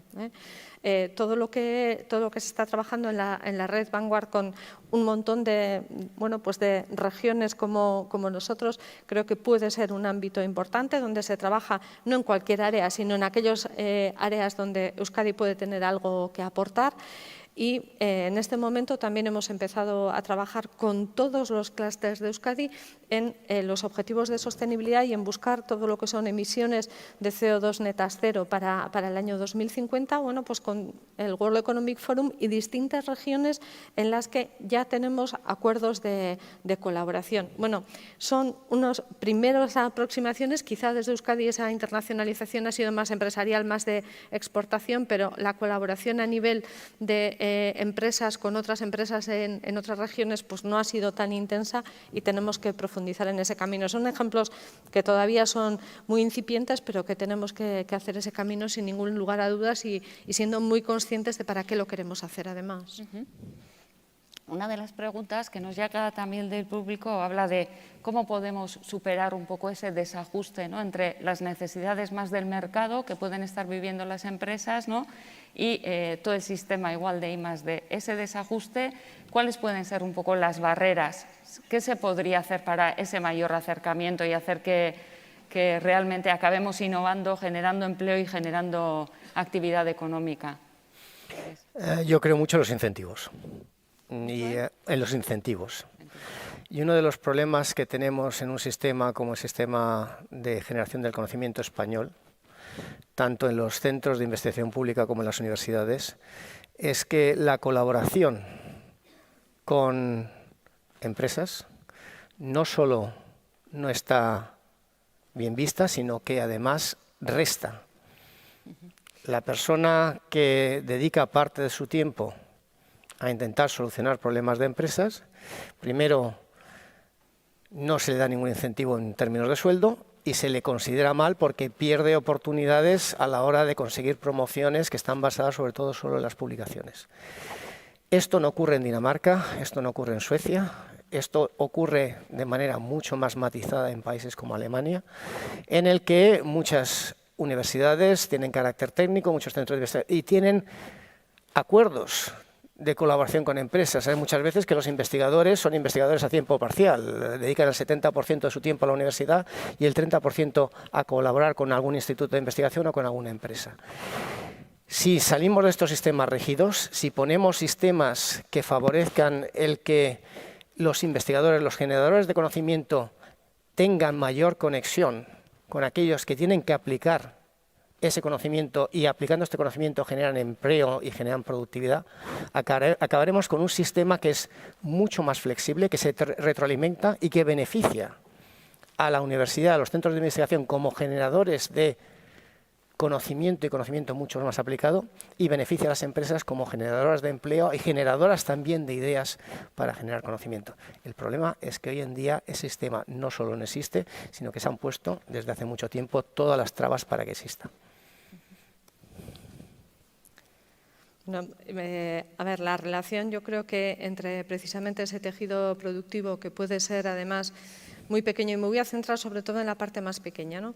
Y porque esta mañana hemos tenido con el Lehendakari una conversación de esas características. el acercamiento de una empresa pequeña de 30 trabajadores a una gran universidad, a un gran centro de conocimiento, es muy difícil y muy complicado. Entonces, tenemos que facilitar esos mecanismos que hagan que, por una parte, para el investigador o investigadora, el poder trabajar con esa pequeña empresa sea rentable de alguna manera, que no siempre es en publicaciones, que es donde nos medimos los investigadores siempre y las citaciones que tenemos, sino qué estoy aportando a la sociedad, qué estoy aportando a mi tejido económico, y podamos hacer un equilibrio entre ambos aspectos, ¿no? Para un investigador o investigadora que está en el ámbito universitario es importante la producción científica, pero tenemos que conseguir un sistema por el cual el acercamiento a la empresa y el proveer una solución a una determinada pequeña empresa del territorio sea igual de interesante, igual de importante, igual de beneficioso e incluso desde el punto de vista del orgullo personal también sea relevante. Y ese es el modelo en el que tenemos que trabajar, porque de nuevo estamos las personas y como estamos las personas en el medio vamos a buscar nuestro máximo interés. Si hacemos un sistema que facilite todo eso, creo que podemos hacer algo bueno. Y desde luego a Euskadi nos interesa mucho, no muchísimo. Ligando un poco con todo este tema de las personas, ¿no? Sobre la que ha venido también una pregunta del público, es una de las palancas fundamentales también, y comentabas tú también, Andrés, que la movilidad de las personas, ¿no? Entre empresas, centros, etcétera, lleva el conocimiento consigo mismo y puede ayudar, ¿no? en esa conexión. Vemos ahora aquí en el País Vasco con todo el tema del reto demográfico, ¿no? Que tenemos, que va a ser cada vez más importante ir adaptando las capacidades de las personas pues a las necesidades del futuro, no solamente de las transiciones, sino también todas esas personas que por los procesos de automatización, ¿no? Sus puestos de trabajo se van a ver peligrados, pues dar facilidades de formación para recapacitarse para las nuevas necesidades, y para eso se están impulsando pues, programas duales tanto desde las universidades, desde los centros de FP, y bueno, está habiendo avances importantes, ¿no? En ese ámbito. ¿Qué más igual podríamos hacer para esa adecuación, ¿no? De las capacidades de las personas a lo que nos viene, y para que esas capacidades de las personas nos ayuden también en este proceso de innovación? No sé si ¿Consejera, igual?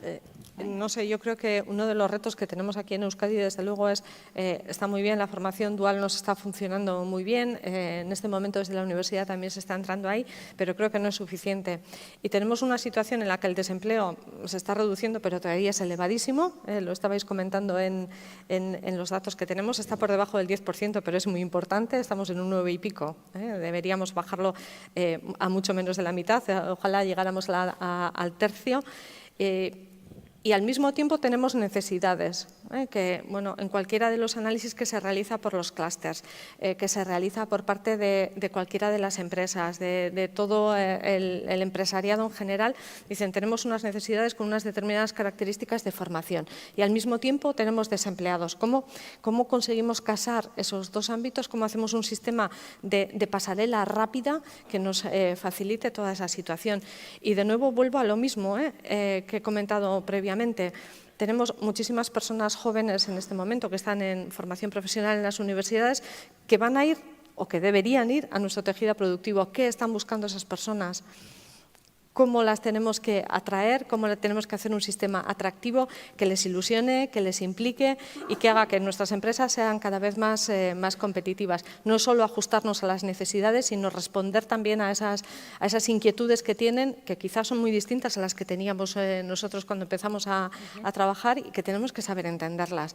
Pero creo que uno de esos retos es precisamente eso, tratar de reducir el desempleo casando las necesidades que tenemos y atender después a esos retos que se nos plantean por parte de esas personas jóvenes que se tienen que incorporar al mundo productivo. Va a ser complicado, seguro, porque es muy diferente, pero vamos a necesitar, y probablemente nos vamos a tener que plantear en un momento de dónde atraemos personas, porque no vamos a tener suficientes para todo lo que vamos a necesitar, cómo lo tenemos que hacer, cómo competimos a nivel mundial, porque todo el mundo está buscando talento, talento en el amplio sentido de la palabra. Nos estamos peleando por el talento. ¿Cómo somos atractivos para atraer ese talento? Creo que aquí Arantxa ha dicho una cosa muy, muy importante, que es toda la cuestión del talento. pero para que el talento que existe en todas partes y que abunda en el País Vasco surja, tiene que haber oportunidades. Y cuando hablé antes, hablé sobre todo de que la innovación no es solo generar conocimiento, sino que es asimilar, absorber conocimiento. Y para absorber conocimiento se necesita ese talento, se necesita ese capital humano que existe pero que no se utiliza de manera adecuada, pero que hay que formarlo. Y yo creo que en el informe hay dos dimensiones que aparecen muy claras y que son fundamentales. Por una parte, la idea de que para que haya ese flujo de conocimiento tiene que haber este tipo de formación dual, que es un punto fundamental del informe de competitividad. Que personas que están siendo expuestas a problemas de las empresas después los discutan con gente que está pensando sobre esos problemas y que tiene el aporte teórico y muchas veces empírico y se lo lleven de vuelta a las empresas y viceversa. Y esto crea ese flujo. En segundo lugar, un factor fundamental hoy en día, y viene ligado a la pregunta, con el envejecimiento de la población, con el reto demográfico, con los ciclos de cambio tecnológico cada vez más cortos, no podemos pensar que con lo que aprendemos en el instituto, en la formación profesional, en la universidad, podemos vivir hasta que nos jubilemos a los 65, a los 70 o incluso a los 75 años más adelante. Entonces se necesitan sistemas de formación continua flexibles. Y yo añadiría una tercera dimensión, que es quizás más arriesgada, sobre todo decirla en España, que es que tenemos compartimentos estancos. La persona que a los 25 años decide yo voy a hacer carrera universitaria o de investigador, acaba toda la vida de investigador. La persona que dice yo voy a entrar en el sector privado, voy a ser emprendedor, acaba toda la vida encasillado en ese sector, y la persona que va al sector público acaba en ese sector. No hay movilidad entre sectores. Y si no hay movilidad, no hay diálogo, no hay comprensión de los problemas de los demás y no hay tampoco esta empatía ni esa búsqueda de soluciones. Hay que fomentar, como se hace en otros países, esa movilidad, que la persona que está en la universidad pueda trabajar durante un tiempo en la empresa privada y después volver a la universidad sin ser penalizado, que la persona que está en la empresa privada, si quiere, pueda trabajar en el sector público y luego volver al sector privado. Que se creen los sistemas que al fin y al cabo son simples, lo que sea que la resistencia institucional es grande, para que se dé esa movilidad, que facilite un aprendizaje continuo y que unida a esta formación continua y esta formación dual, permita que tengamos ese talento que existe, tenga las oportunidades para desarrollarse y generar mucha más innovación, que es competitividad y también es bienestar para todos. Mila esker, bioi. Bueno, benetan, el tiempo ya... Nos hemos pasado un poco de tiempo. Tenemos una serie de preguntas adicionales que nos han llegado del público, pero bueno, los guardamos para nuestros procesos de investigación, reflexión y mejora también de lo que nos toca hacer a partir de hoy también en nuestro día a día. Mila esker benetan, sailburu, Anderea, Andrés, benetan mila esker bioi zuen reflexioak por compartir vuestras reflexiones. Mila esker guztioi bazuen presentziagatik eta hemen egoteagatik. Muchísimas gracias a todas las personas que nos estáis siguiendo, nos habéis estado siguiendo vía streaming. Seguiremos trabajando en colaboración con todos y todas, pues para ir abordando los retos que hoy hemos puesto sobre la mesa, colaborando en los diferentes proyectos que tenemos entre manos para ir mejorando la competitividad y el bienestar futuro de Euskadi. Ondo izan, denok, eta zaindu. Mila esker denoi.